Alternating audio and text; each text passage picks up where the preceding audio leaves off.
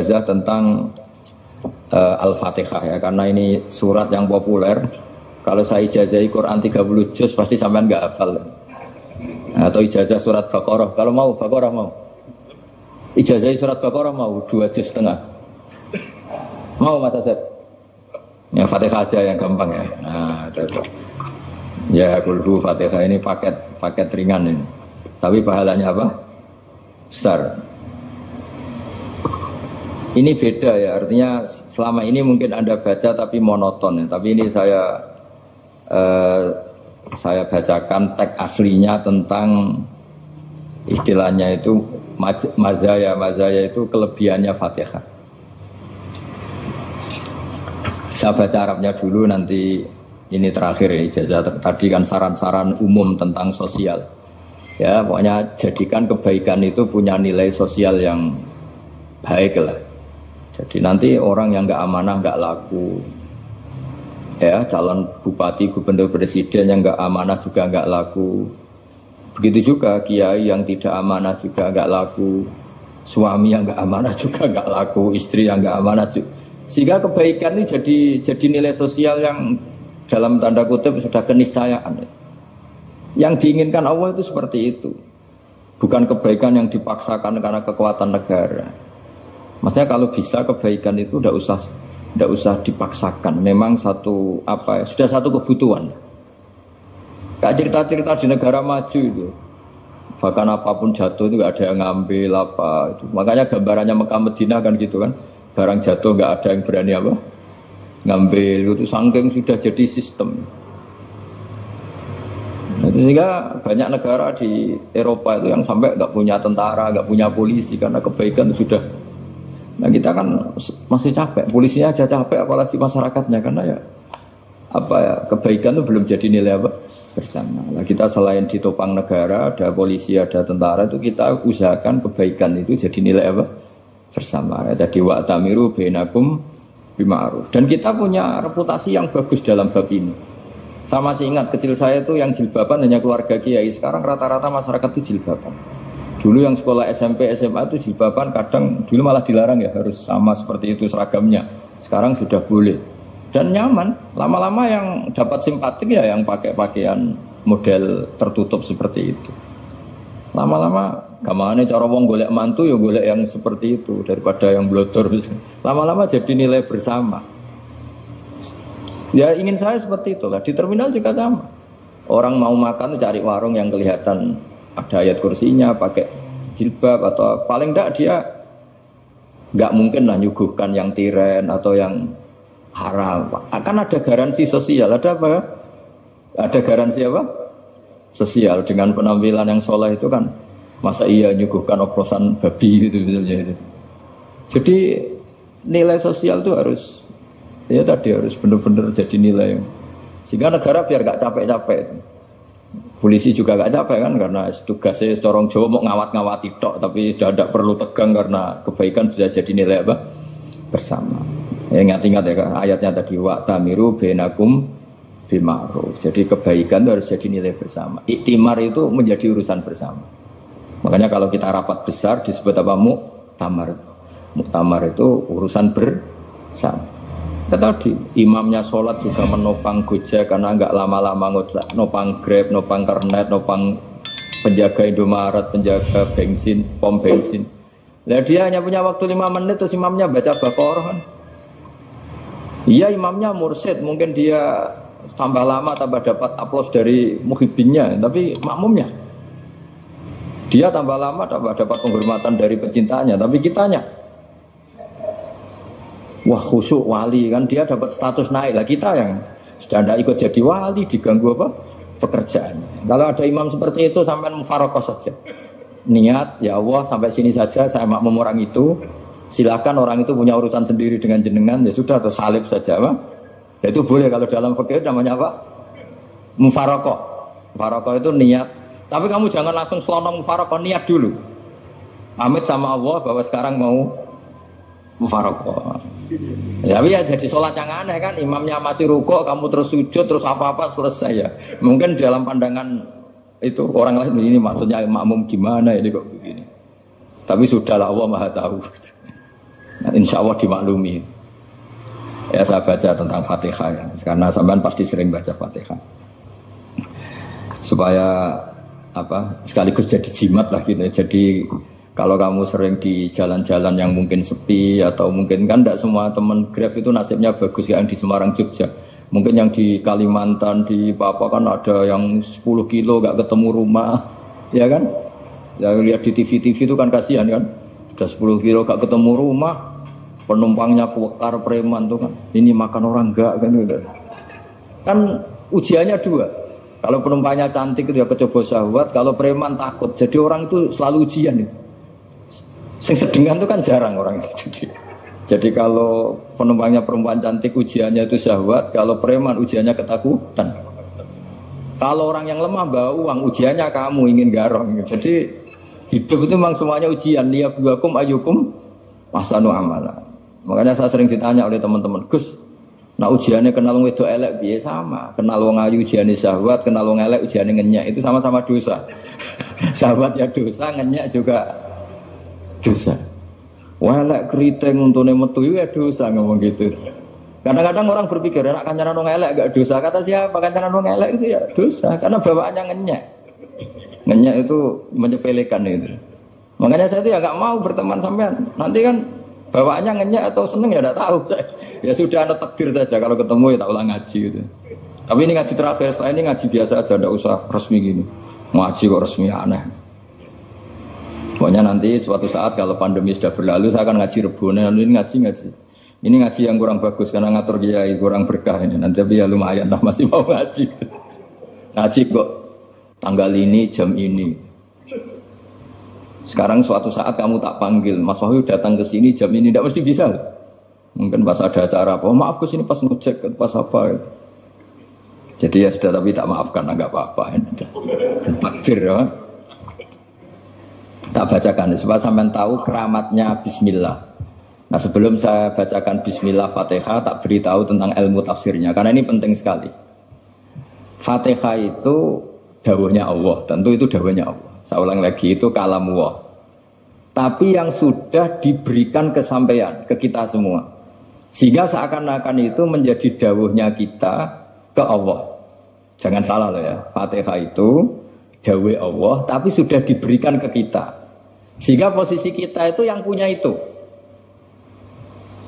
Nah kenapa ini perlu dijelaskan? Karena nanti ada kalimat iyyaka na'budu wa iyyaka nasta'in. Kalau itu masih kalam Allah, berarti Allah ngomong ke kamu, ngendikan ke kamu, kepadamu aku menyembah. Masa Allah menyembah kamu? Nah sehingga ilmu tafsir itu menyelesaikan itu dulu ya. Saya ulang lagi ya, sebelum sampean sering baca Fatihah, aku yakin ya sering baca. Tapi barokahnya tidak paham itu tidak pernah janggal. Enggak paham itu ya penting supaya ada iskal, enggak janggal. Sebetulnya di kalimat itu ada yang janggal. Kalau Fatihah itu kalimatnya Allah atau kalam Allah, bagaimana dengan kata-kata iyyaka na'budu? Masa Allah ngendikan ke kita, kepadamu kami menyembah. Masa Allah menyembah kita? Maka penyelesaiannya secara ilmu tafsir gimana? Semua ulama mengatakan, bukan satu dua, semuanya mengatakan di Fatihah itu semuanya diberi kawalan kalimat. Saya ulang lagi ya, di Fatihah itu semuanya diberi awalan kalimat qulu, katakan wahai hambaku begini. Ya, katakan wahai hambaku begini. Nah, begini ini pelajaran dari Allah yang sudah diberikan ke kita. Terus kita mengatakan bismillahirrahmanirrahim, alhamdulillahirabbil, termasuk kita mengatakan iyyaka na'budu wa iyyaka nasta'in. Jangan bayangkan Allah ngendikan ke kita. Kalau Allah ngendikan kita berarti gini, hei wahyu ihdinas siratal mustaqim, tunjukkan saya jalan yang benar. Nah nanti kamu terus, ya Allah Anda aja minta tolong saya minta tolong siapa kan, jadi panjang kan. Ya saya ulang lagi ya, jadi itu di ulumul Quran diterangkan gimana sebelum baca Fatihah ya. Fatihah itu kalamullah, ngendikane Allah, tapi yang sudah diajarkan ke kita dan sudah milik kita, sehingga kalimat itu menjadi milik kita. Tapi ya kalamullah, tetap kalamullah, tapi sudah menjadi milik kita. Udah paham ya? Ya pinter nah. Ya, karena kalau tanpa penjelasan seperti ini, Anda akan iskal. Bagaimana Allah, iskal itu janggal, bagaimana Allah mengatakan iya ke anak budu. Kan jadi aneh kan? Ya, jadi tak jelaskan secara ilmiah ya. Jadi kata ulama-ulama tafsir, ayat-ayat Quran seperti ini sebetulnya dimulai dari kulu, apa? Meskipun nggak dilafatkan. Itu kan sama dengan qul huwallahu ahad Muhammad. Katakan kalau Tuhan itu satu. Ya namanya Quran itu kan kalam Allah, membina nabinya, membina umatnya. Makanya dikatakan atau enggak, di sini tersembunyi kata qulu, katakan. Ya. Jadi ya ibarat apa itu? Kamu ngajari anak kamu lah. Panggil jenengan bapak kula. Itu maksudnya anak itu, kalimat itu kalimat kamu, tapi kamu ajarkan ke anak kamu. Terus anak kamu bilang, Pak jenengan bapak kula. Nah ketika kamu mengatakan jenengan, bukan kamu mengatakan jenengan anakku, berarti anakmu itu bapakmu, kan lucu kan. Anak kamu ajari jenengan bapak kula. Kamu, engkau, bapak saya. Terus anak kamu mengulang, jenengan atau kamu bapak saya. Berarti itu kalimat yang kamu ajarkan, tapi sekarang sudah milik anak kamu. Kalau itu kalimat kamu kan lucu, masa anak kamu bilang bapak. Nah itu seperti itu. Jadi ulama memberi solusi atau jawaban iya karena abudu. Ya itu sebelumnya ada kata-kata kulu, katakan wahai hambaku, hubungan kamu dengan saya adalah katakan iya karena abudu wa iya karena nasta'in. Terus hubungan kamu dengan saya katakan juga dalam doamu ihdinas siratal mustaqim. Jelas ya, jadi itu kalam Allah yang sudah milik kita karena diajarkan Allah untuk kita. Dong ya. Ya dong ya, gak jelas gak. Tapi bagus gak jelas tuh bagus. Kalau kamu jelas gak jadi digrab, jadi gubernur. Min azimi fadliha kasratu asma'iha fadail ukhra. Ini cerita dramatisnya surat Al-Fatihah. Qala Abu Hurairah radhiyallahu anhu inna iblisa ranna khina unzilat Al-Fatihah. Jadi iblis itu begitu kesakitan. Ini kitab Abwaabul Farad karangannya Syekh Muhammad Alawi, juga kutipan dari beberapa kitab. Yang jelas beliau sendiri juga ngutip dari beberapa riwayat di beberapa hadis. Halaman 123. Ketika Fatihah turun itu iblis kesakitan. Kayak orang sakit gigi lah, tersiksa sisanya karena turunnya surat apa? Al-Fatihah. Artinya kalau Anda baca Fatihah dijiwai, maka Anda melemahkan setan, melemahkan iblis. Wa qala Mujahid, khina unzilat Fatihatul kitab ronna fastama indahu asyayatin. Jadi ketika Fatihah itu turun, iblis itu terkapar lah kira-kira. Sampai dijenguk banyak setan. Jadi kemarin di ICU lah kira-kira gitu kalau sekarang itu. Entah COVID entah enggak tahu, pokoknya di ICU sampai dijenguk banyak setan. Enggak tahu bawa apa enggak tahu, pokoknya dijenguk banyak setan. Ono yang nyangoni karena ini apa? Ketuanya apa? Pingsan, sakit. Di iblis itu sakit sampai dijenguk anak buahnya setan-setan. Ya, semoga kalian semua tidak kenal setan. Kalau kenal berarti teman, apa? Wa qalu misla dzalik. Wa qala lahum laisa mimma taquluna syai'un walakin unzilat suratun laisa ajruqa ilya illa an harramahu alaihi nar jahannam. Saya ini bukan sakit fisik kata iblis. Kamu tidak usah jenguk saya, datangkan dokter terbaik, tidak usah. Saya ini tidak sakit fisik. Saya ini sakit karena ada surat yang diturunkan, yang pahala yang melafatkan surat itu pasti selamat dari neraka. Padahal misi terbesar saya ini supaya manusia masuk neraka. Sekarang punya tamengnya. Wah pusing kan? Ya seperti orang lah goda sampean ternyata sampean setia, itu kan pusing. Nah ternyata tidak setia, itu yang akhirnya ribet kan itu.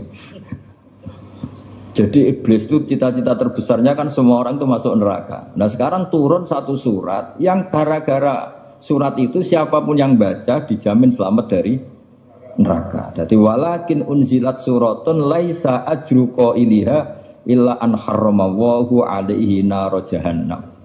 Karena jadi dia shock lah, kalau orang di Jawa itu bilang shock. Aduh sial nasib saya ini umat nggak bisa saya goda lagi karena punya tamengnya tadi punya. Qad tolakai dukum makrukum. Rekayasa kalian sekarang itu tidak ada gunanya semua. Nah ini alhamdulillah di Indonesia kelihatan kan banyak yang miskin, banyak yang susah. Tapi selagi mereka masih sholat, itu keinginan mencari halal itu masih tinggi. Kayak apa kita di tengah kota, jauh dari anak istri, jauh dari tetangga. Biasanya kalau orang jauh dari anak istri, tetangga kan sakar PDW. Tapi yang soleh masih banyak, sudah jauh dari keluarga tetap lurus. Loh kalau yang dekat lurus kan wajar, konangan wong akeh kan. Ini sudah jauh masih lurus. Nah ini nggak lepas dari barokahnya surat apa? Surat Fatihah tadi. Jadi karena ada surat yang menjamin pelafalnya atau qailiha terbebas dari api neraka. Wa qalat as-sayatinu lahu is ayyusai'an ta'muruna ya maulana. Faqala lahum idhabu wajtahidu hatta tukhfilu qulubahum hatta la yaqulu hadhihi surah. Lalu kita gimana? Dari para setan gitu. Lalu kita gimana? Terus kata iblis, sudah bikin mereka lupa sehingga tidak baca lagi. Selagi masih baca kita pasti keok. Jadi kalau sampean sudah jarang baca Fatihah itu berarti sudah bagian dari kemenangan apa? Iblis. Jadi kalau sampean sudah jarang baca Fatihah itu berarti bagian dari kekalahan Anda, kemenangan Iblis. Masih sering baca? Berapa kali? Kali sholat. Dan apa lagi? Ya, kalau ngajarin juga saya juga. Kok 5 kali tok itu? Berarti pas sholat fardu tok. Enggak 5 kali itu mendingan itu 17. Kamu itu ngitungnya jangan 5 ini. 5 waktu aja. 5 waktu itu berarti lumayan kan? Berapa? 17 ya? Iya. 17 ya? Ya. 17 tapi kalau makmum tuh sering separuh kan, apalagi makmum tarawih. Ya kan? Makmum tarawih itu bacanya Fatihah ada yang sempurna enggak ya? Ya enggak lah. Baru alhamdulillah rabbil alamin mampu ruko ikut ruko gitu. Makmum kan yang tarawih teman. Kalau tarawih jarang sempurna ya. Fatihahnya itu. Kan imam sudah ruko. Kamu bacanya Fatihah sampai mana tuh? Baru setengah ya. Ya paling pas tarawih aja kan enggak sempurna ya. Apalagi kalau imamnya sing kilat tuh waduh malah. Nah ketika Fatihah itu sebegitu keramatnya, sebegitu topnya, itu setan rapat, singkat cerita itu yang tadi dipimpin oleh iblis yang sedang terkapar apa? Terus tali obatnya nggak ada, cuma dia shock karena ada surat yang turun yang melafatkan itu pasti selamat dari apa? Neraka. Nah ini gimana saran Anda? Sarannya adalah bikin orang-orang itu lupa, tidak baca Fatihah. Nah ini rapatnya iblis. Idzabu wajtahidu hatta tufilu qulubahum hatta la yaqulu hadhihi surah. Kala yuksiru qira'ataha wa la yakunu lahum ajrun wa thawabun bal yakunu lahum adzabun wa iqabun.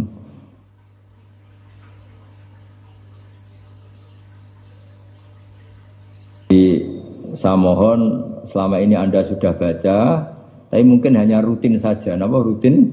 Saja. Jadi barokahnya ngaji ini kamu punya kekuatan atau punya semangat membaca karena ini surat yang luar biasa. Ibarat gini, kalau sampean tanya, saya juga sering mikir, masa Gus hanya surat kok punya kekuatan seperti itu? Di dunia ini kata Allah, mulai Nabi Adam sampai kiamat, nggak ada yang bisa menandingi kekuatan kalimah. Kalimah itu kata-kata.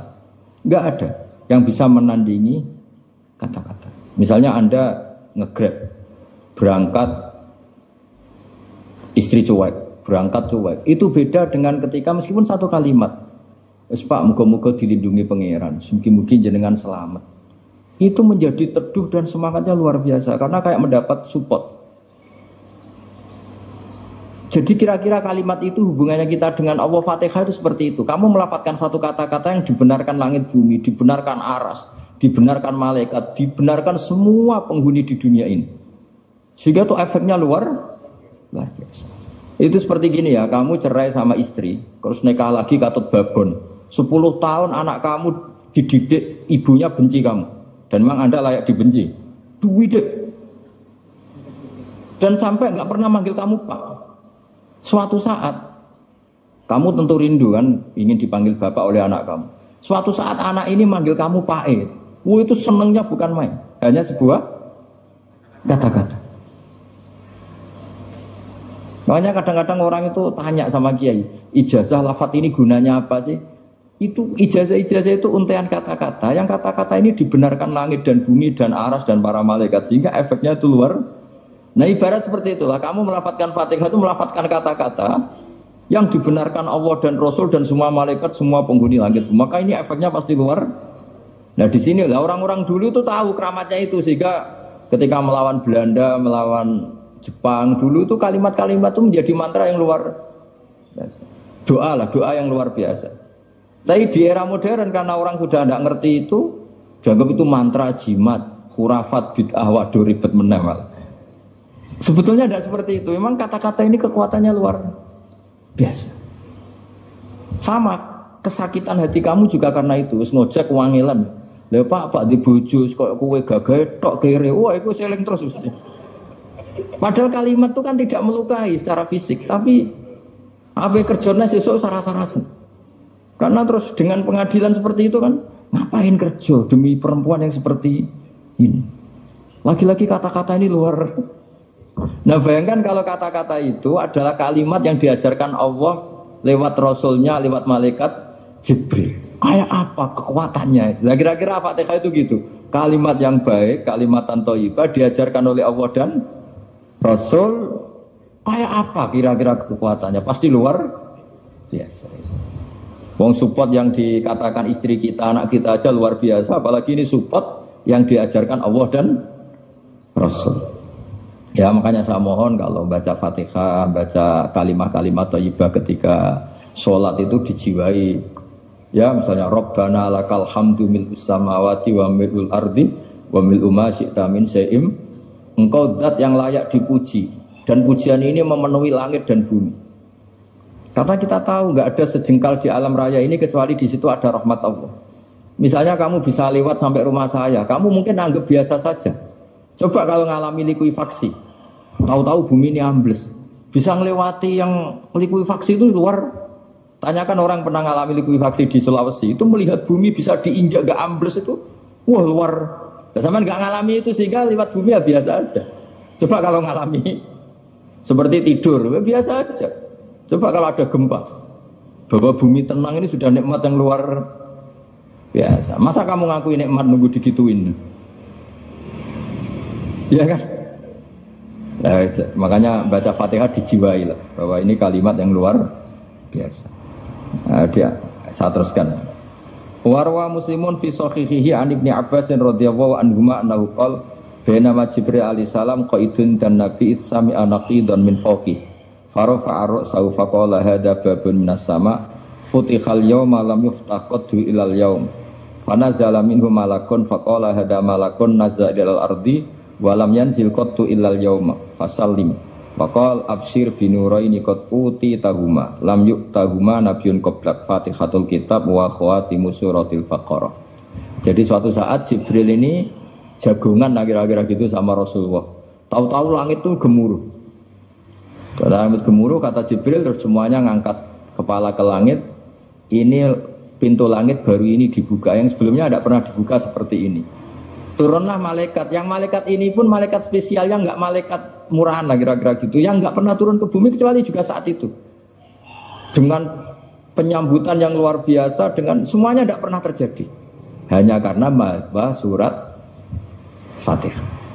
Jadi ini surat yang luar biasa, pengawalannya lewat malaikat yang spesial, gak pernah turun di bumi kecuali saat itu.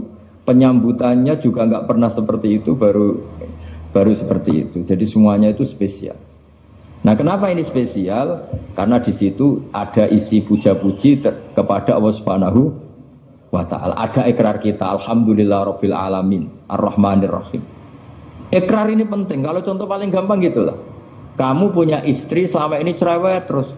Suatu saat ngomong, Pak, tak angen-angen rono wong lanang kayak sampeyan. Itu langsung tidak ada lelaki sebaik engkau. Itu sama senengnya, masya Allah. Karena ada ikrar dari seorang istri ke kamu. Nah bayangkan kalau ikrar kita sebagai hamba diakui oleh Allah Subhanahu, maka ikrar ini akan dicatat sebagai kebaikan kita yang kita panen nanti di akhirat. Karena ada ikrar. Kita ikrar bahwa Alhamdulillah Rabbil Alamin. Kita ikrar Ar-Rahmanir Rahim, kita ikrar Maliki Yaumiddin, kita ikrar iyyaka na'budu wa iyyaka nasta'in. Ya, sampean misalnya jadi orang Indonesia, ketemu orang Indonesia yang makmur di Jerman, terus lupa Indonesia. Kamu orang Indonesia, enggak, saya ada orang Indonesia. Mangkel gak kira-kira? Mangkel. Karena salah ikrar kan gitu. Ya, jadi saya mohon jangan anggap kalimat itu hal yang biasa, tapi luar biasa. Nggih, ngoten mawon. Assalamualaikum warahmatullahi wabarakatuh.